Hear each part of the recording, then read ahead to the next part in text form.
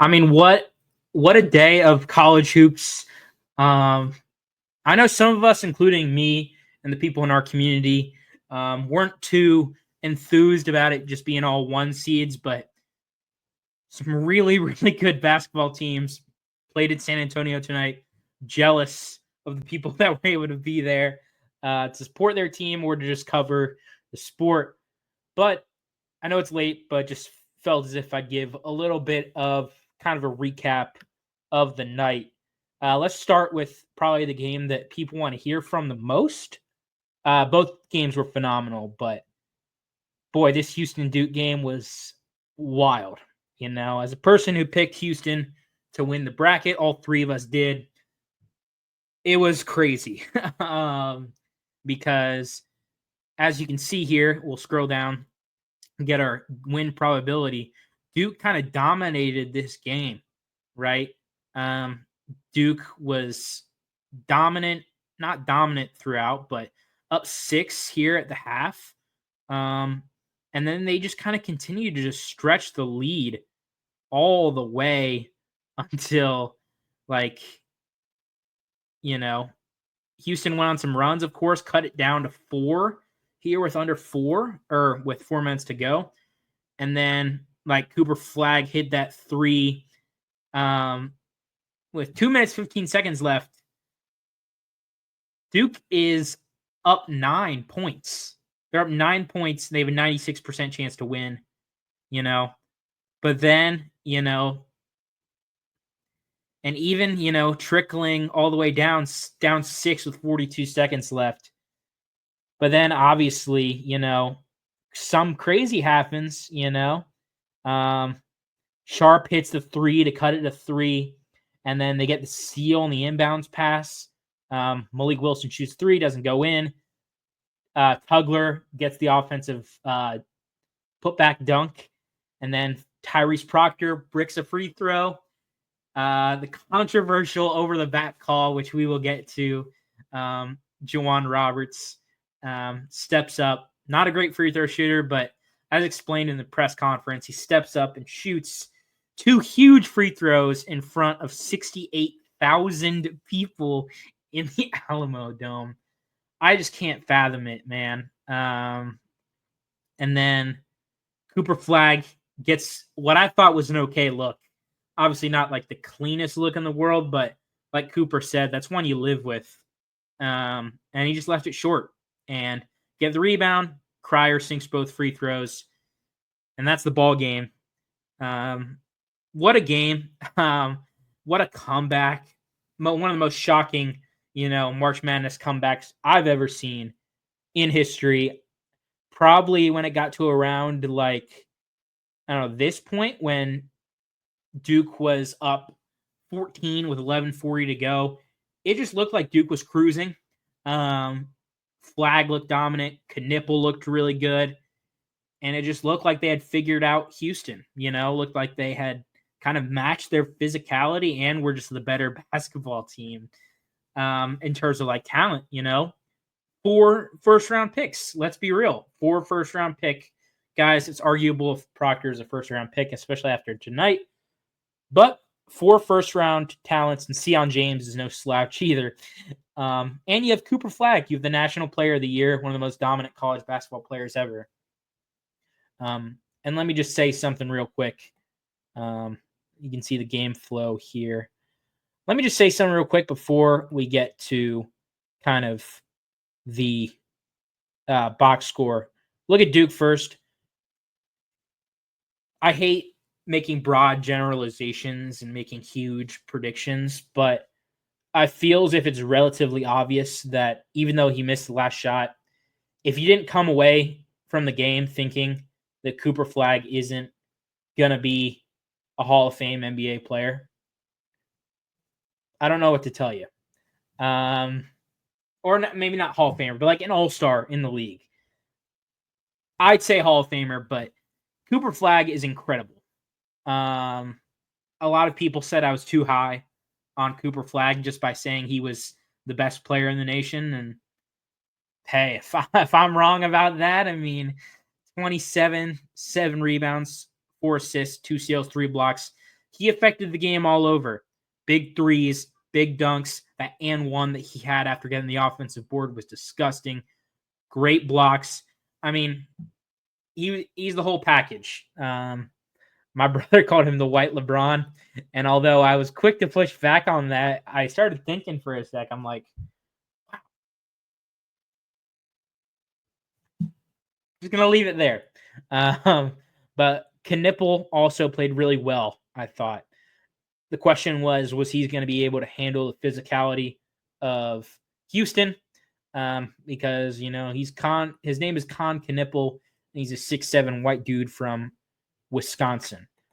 But he was able to, and then some. He hit nice threes. Probably should have shot more from the three.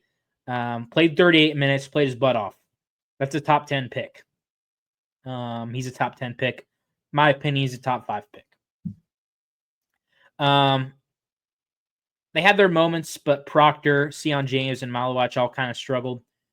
Some guys are going to struggle when you're facing a team that's as talented as Houston is, especially on the defensive end. But Proctor really kind of disappeared in this game. He's the guy who I would kind of point to. I know you don't want to point fingers after a loss. There are so many things you can point fingers to. And honestly, both of these teams are worthy of winning a national championship. Both of those teams deserve to win the game tonight. But you'd probably point the finger at Proctor. He had a couple of turnovers there down the stretch, or only one turnover, but let the ball off his knee in the stretch. 0 for 4 from the 3 when he was red hot. You could also look to Duke's lack of bench production. No, they weren't looking to get a ton out of their bench, but 4 points. I guess Houston didn't do much better off the bench, but man, this game is so hard to diagnose because I think it's just kind of won in the margins. It's just something you do. You close it out when you're up 9 with 2 minutes to go. You close it out when you're up 6 with under a minute. You inbound the ball. You make free throws. You prevent second chance points. You defend the 3. But Houston is, they did it against Kansas. They did it again tonight. Just an improbable comeback. And as a person who thought that Houston was going to lose up until the final seconds of the game, when I was shocked, I'm like, okay, they're really going to win. Shooting 45% from 3 against Duke, can't ask for much more. And so I was kind of like, I'm kind of confused why Houston is losing, Obviously, the 37% from the field, they missed some bunnies. Jawan Roberts missed some bunnies, They were okay from the free throw line, 77, 78%. Turned the ball over, I guess, 2 more than Duke, but they're really good on the glass. Both teams I thought were good on the glass, really. But Houston did the Houston thing. They mucked up the game a little bit. I know that's very corny to say, but I think that LJ Cryer deserves a lot of flowers for his performance tonight. We're going to remember the sharp shot. We're going to remember the Tugler offensive putback dunk. We're going to remember the Jawan Roberts free throws. But it was LJ Cryer who was the best Houston guy on the floor tonight. He was terrific. Hitting shots early, late. And I think the shots that he hit late were just as important as the shot. Please don't copyright me, ESPN. I don't want this to play. The shots that he hit late were just as important as the shots that he hit early in the game, to just keep them kind of within striking distance, kind of what Kelvin Sampson said. He thought they played bad in the first half. Of course, Houston's bad is like everybody else is good, but they were only down 6. And I felt good as a person cheering for Houston going into the half because, Cooper Flag was going off. Knipple was going off. Milos Uzan, who did not have a good game tonight, was not good. And they were only down 6 points. Duke started to pull away. And then I was like, crap, Duke is a juggernaut, and they're going to win it all. but then Houston just kept fighting, came through in the clutch. I thought Emmanuel Sharp, despite his kind of rough shooting statistics, was really big, knocking down free throws, hitting clutch threes, finished with 16 on the night. Juwan Roberts obviously was a man amongst boys. He's a 6-year guy, and I couldn't imagine if you put me on the free throw line with 68,000 people screaming, down one. It's like being at bat with the bases loaded, 2 outs in the World Series. Like, I would have folded so hard. He didn't. So kudos there to Houston. The moment wasn't too big for either of these teams. And real quick, we'll check out kind of play-by-play stats. So you can see a little better where the game kind of turned. Shout out to ESPN, by the way, for the box score here and the stats. But I think, when did Flag have his 3? It was down here, I think. Obviously, there are some big games, big plays throughout the game. Cut down to 4 here. Yeah, right here when Brown had the dish to Flag, he nicely relocated, 3 minutes to go. He bangs the 3-pointer. I'm like, this game is done. He just had a dagger. Like, that should have been the dagger. But Houston just... Kelvin Sampson is incredible, man. Like, spent so long coaching, like 30-plus years coaching. He's in his 60s. He's a grandfather. He's been doing it his way the whole entire way. Houston definitely doesn't have as much NIL money, as much as we want to talk NIL. They don't have as much NIL money as Duke, and I assume Florida and Auburn. None of these guys are like,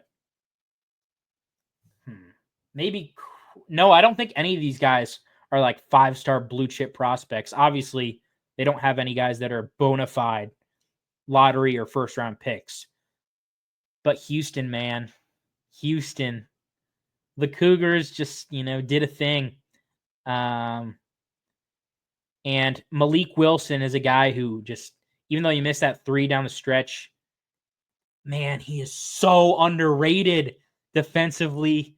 He's always so good in the final minute. And this is just shocking. Just a shock. I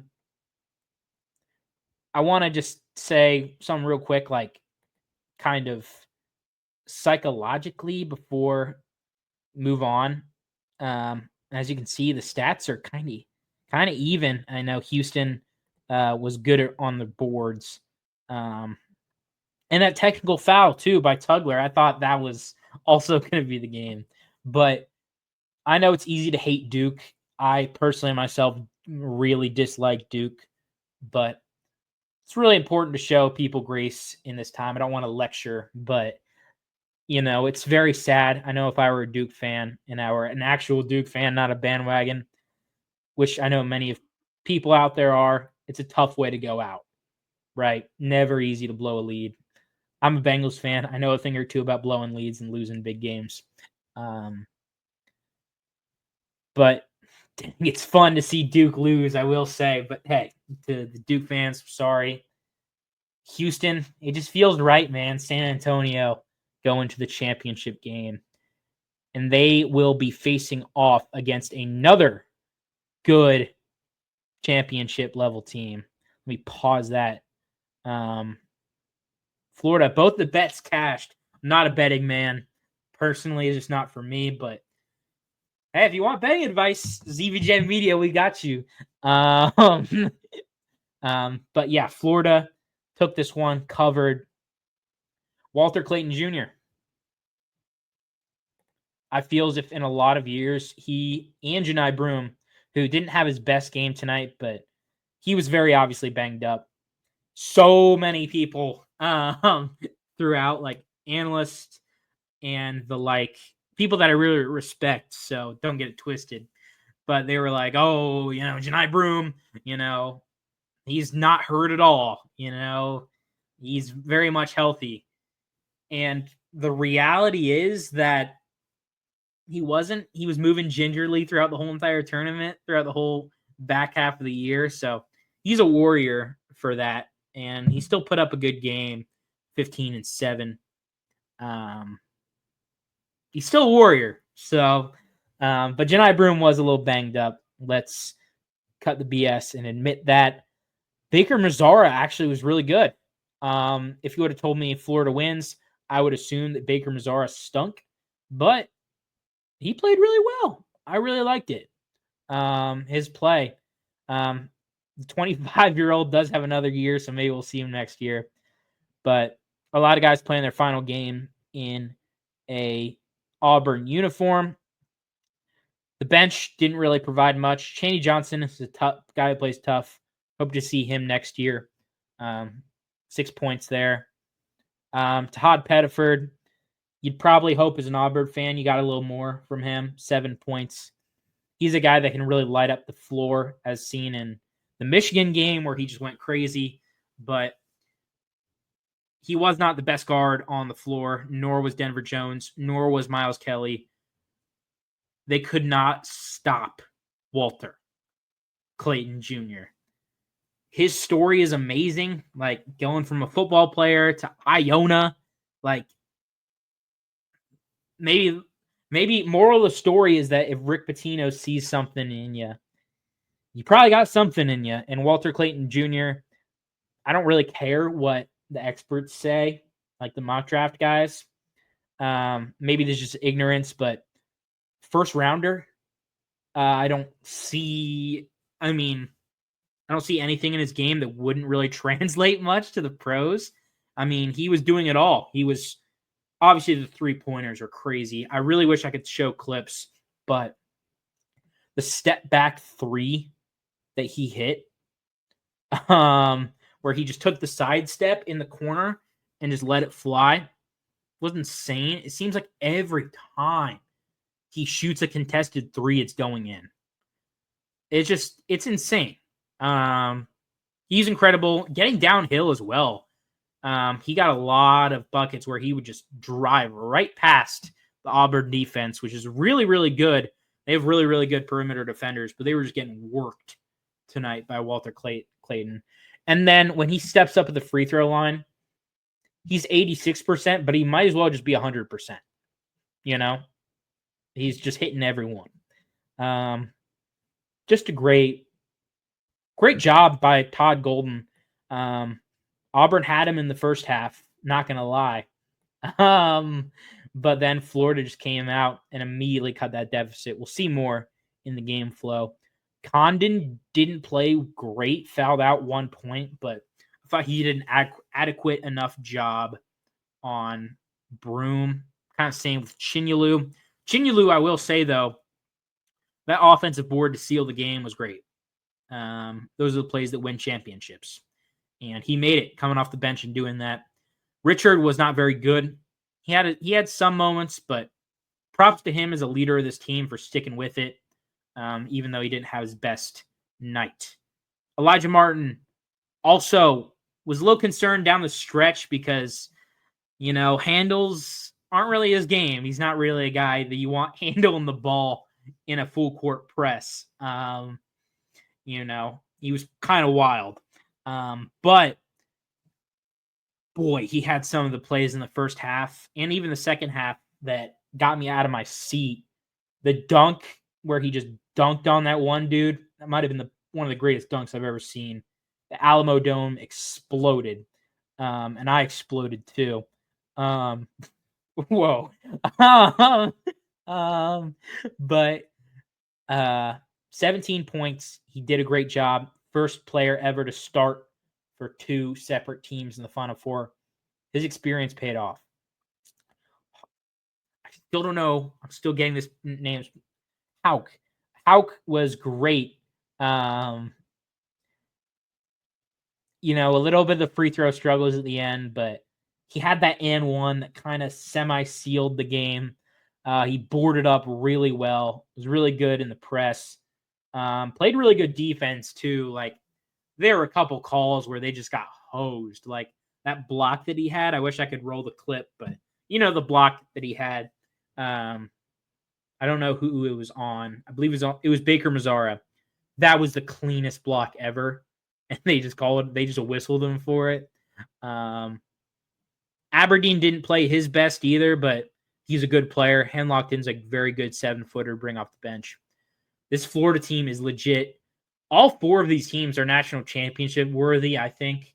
I think Florida, Duke, and Houston are the 3 best, and I think that kind of showed.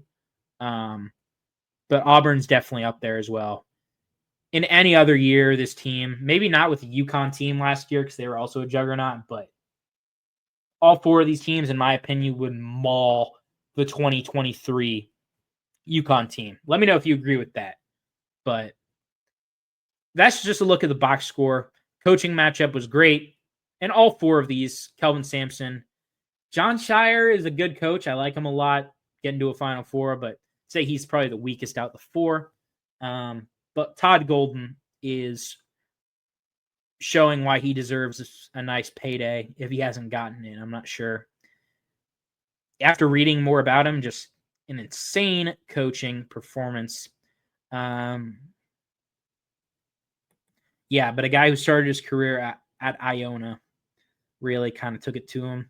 And as you can see here, another game where, even at the beginning of the second half, Auburn was up 9. That's a scary place to be, down 9. But the comeback ensued, and it was mainly sparked by Walter Clayton.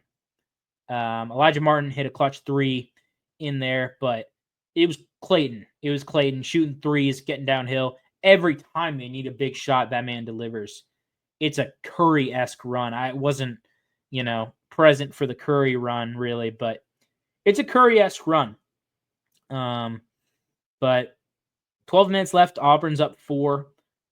Even like they traded blows for a little while. But even when the game was in doubt, like here, 4 minutes left, it's a 1-point game. Denver Jones hits a 3. It's Walter Clayton making a layup. Obviously, Janai Broome missing the free throws kind of stunk, but they just couldn't stop him. And one thing that I do want to point out here is maybe I can see. Let's look at the team stats first. Kind of Auburn obviously didn't shoot the best from 3. Not the best 3-point shooting team, though, so I think they kind of knew that. They kind of do most of their work in the paint, and, Florida turned the ball over more, but I feel as if the key was Walter Clayton, A, and B, I'm not going to say the Florida bigs were better than the Auburn bigs, but the Florida bigs hung with Janai Broome, and I think that was the key to the game. I think another one was, this is kind of a deeper analysis here, but let me know what you think. But I love doing this type of stuff, but I think that down the stretch, right, it was tough because, like they had a possession here where Elijah Martin turned it over.